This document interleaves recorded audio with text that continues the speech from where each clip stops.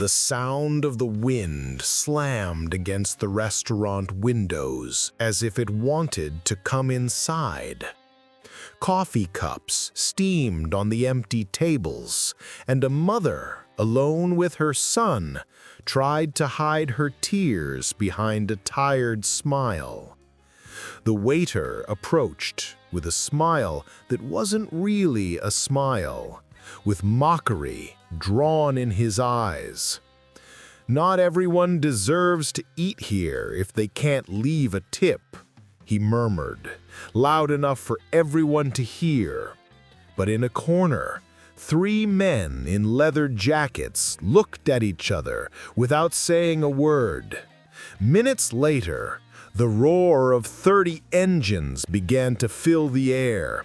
Stay until the end, because this story proves that brotherhood can be stronger than humiliation. Her name was Laura, and every day was a race against time and against life itself.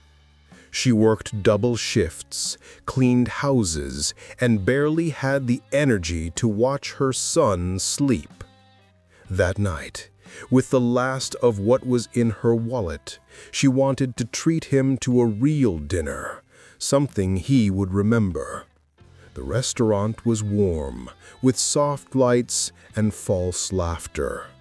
And when she asked for the bill, the silence weighed heavier than any word. The waiter watched her count crumpled bills.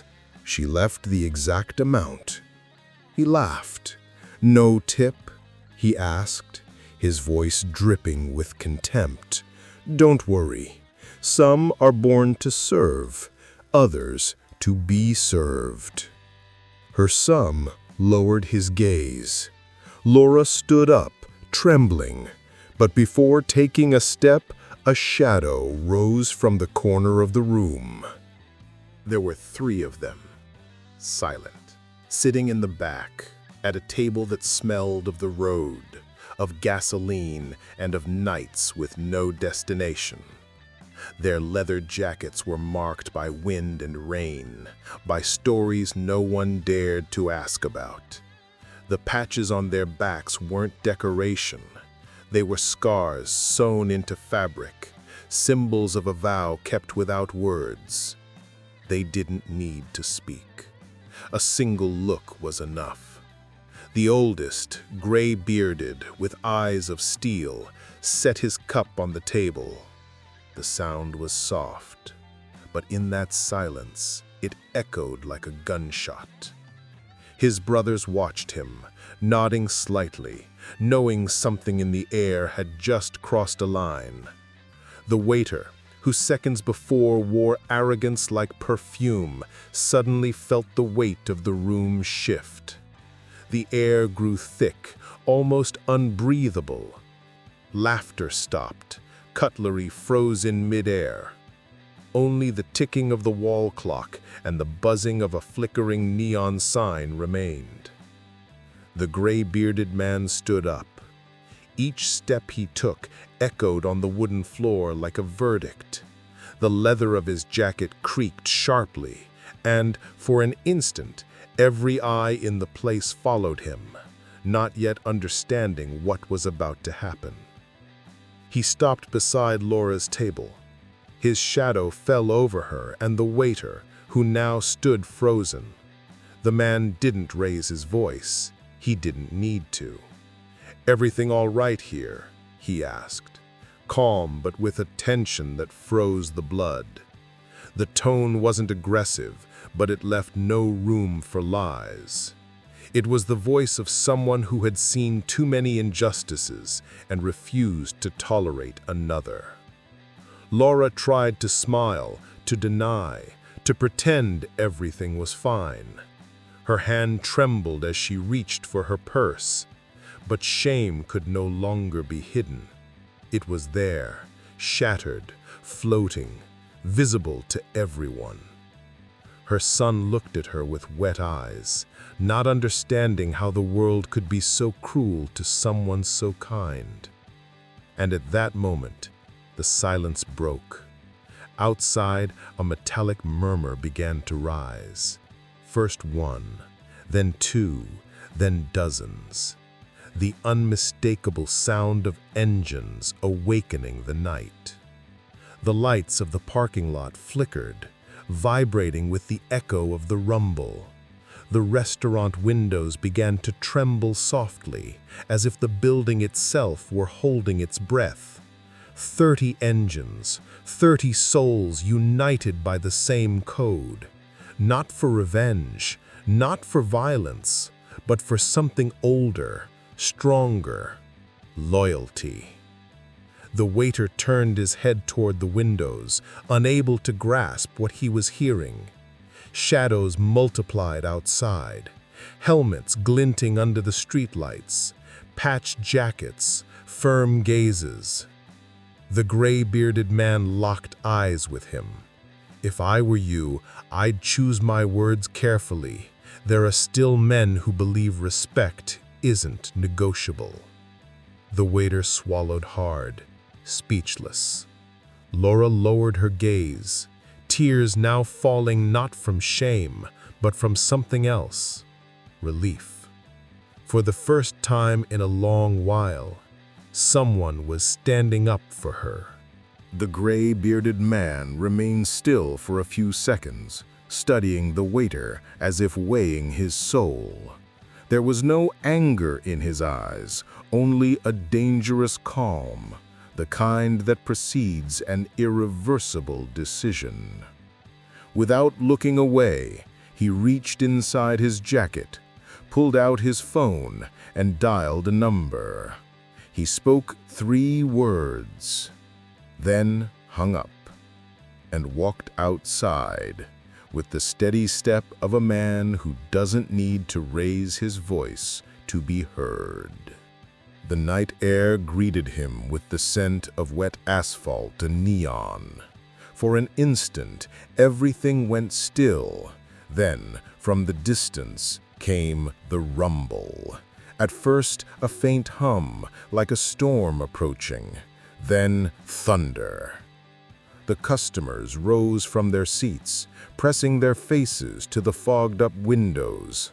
Outside, the street filled with light, headlights shining, black helmets gleaming, shadows moving in perfect rhythm. 30 motorcycles pulling into the parking lot like a wave of steel and smoke. It wasn't chaos. It was order. It was respect roaring through the night. The waiter backed away, pale as a ghost. The sound of engines bounced off the restaurant walls like a reminder. The road listens, even when you think you're alone. Laura looked at her son, still confused. He stared at the lights pouring through the windows, at the reflections of the helmets. No one spoke. No one moved. Only the pounding rhythm of 30 engines beating as one. Then the old man returned. He opened the door calmly, letting the light from the headlights flood the restaurant. Behind him, the others stood in a perfect line, motionless, silent, a living wall of leather and steel. They didn't shout. They didn't threaten.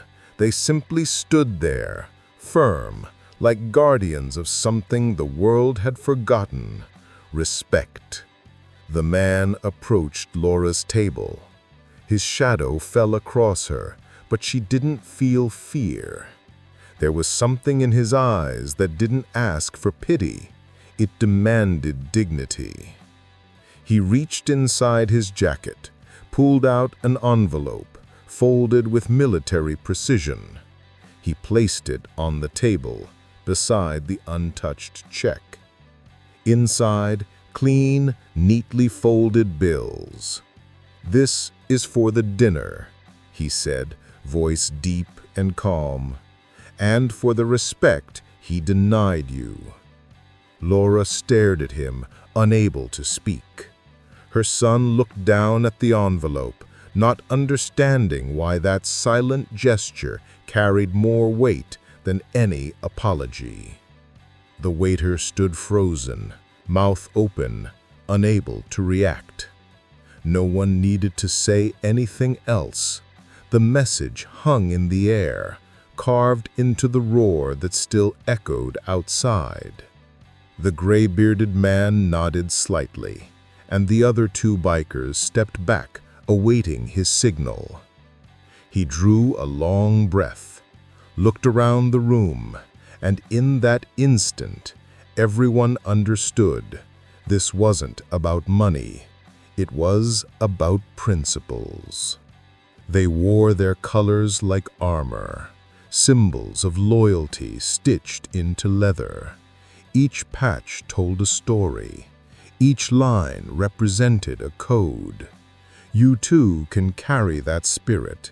The official Hell's Road gear is linked below for those who live by the code. The old man turned on his heels and headed for the door. The engines roared louder, thundering as one. And as he crossed the threshold, the restaurant lights flickered, as if even the electricity itself bowed before that parade of honor. The waiter tried to justify himself, but his voice broke. "I was just doing my job," he muttered. "No," the biker replied. "You were forgetting yours. To respect." The 30 men stood in silence, watching him until he lowered his head. There were no shouts, no violence, only the weight of shame, falling harder than any blow. Lara hugged her son, and for the first time in a long time, she smiled. Outside, the engines roared one last time before disappearing into the lights of the night.